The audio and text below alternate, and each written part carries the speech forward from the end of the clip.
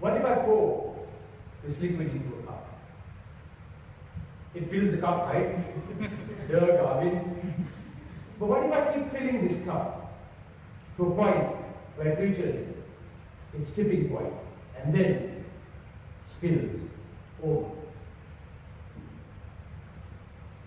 And look at this chair, ladies and gentlemen. Like this cup, in life, we have many tipping points. Good or bad. Now, sometimes we use the smaller cups for anger, for hatred, for jealousy, letting it tip over instantly. And have the bigger cups for love, forgiveness, courage, which takes forever to tip over. If you take your spouse, your child, or your parent, if they anger you, you let the small cup of anger tip over and you say something to hurt them. Guys, if you want to ask a girl out, the small cup of fear enters and you don't do it. Right? I see all the guys nodding, I'm with you. But remember, we hold many cups in our life. And how we control them will define how we are in. John was at a party. He had just had a few drinks and he knew that his cup of self-control was about to tip. So he was about to leave when his friends mocked him and said he was a sissy. And one friend showed him a glass of alcohol and said, "Come on, John, come on, John." John held this glass of alcohol and he had a choice. Either he could drink this glass and lose control, or he would walk away and his friends to ridicule him. In seconds, it was an empty cup and there were high fives.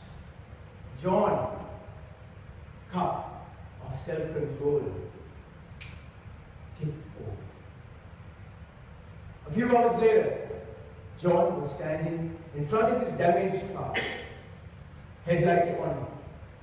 A heavy drizzle sprinkled his face against the police sirens.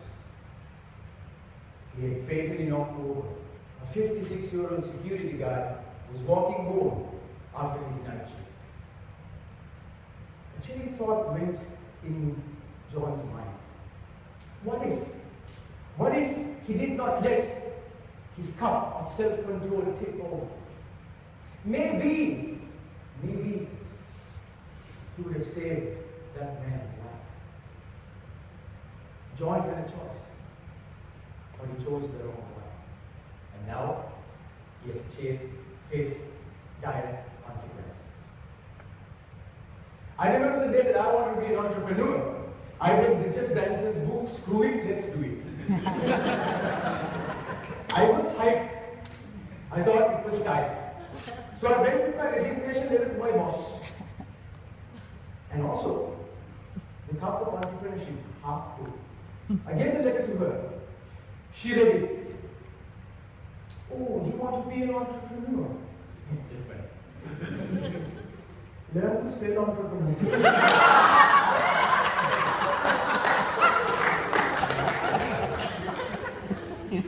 I went back to my seat, with my resignation letter in one hand, and a cup of entrepreneurship half empty in the other.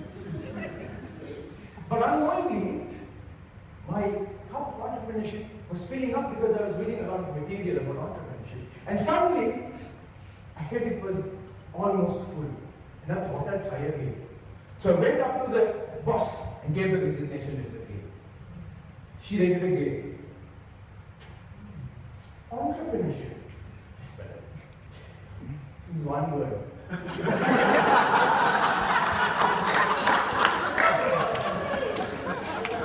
And this time, she told me that I was too young to be an entrepreneur. That many entrepreneurs fail in the first year. She took my entrepreneurial cup and emptied it right in front of my face. I walked back with a resignation letter in hand, and this time an empty entrepreneurial cup. But my dream did not go away.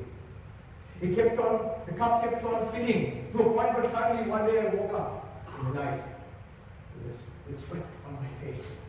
And a voice said, "Garwin, it's time."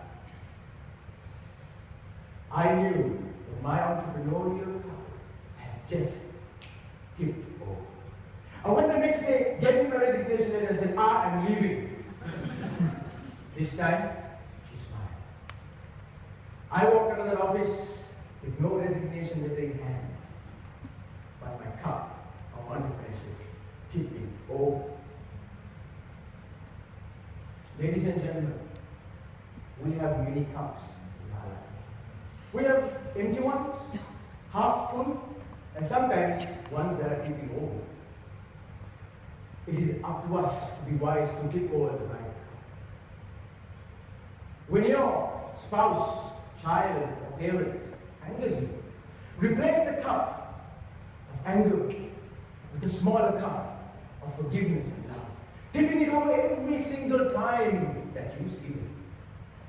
And gents, when you have the lady of your dreams and you want to talk to her, replace the cup of fear with the cup of courage. And the saying goes, sometimes it works out, sometimes it doesn't. You have the power to either control and change the size of your cups, letting it tip over for the right reasons.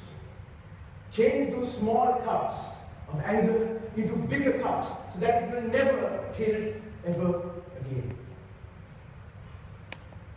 Next time, when you see your cup tilting over, ask yourself, is it for the right reasons? And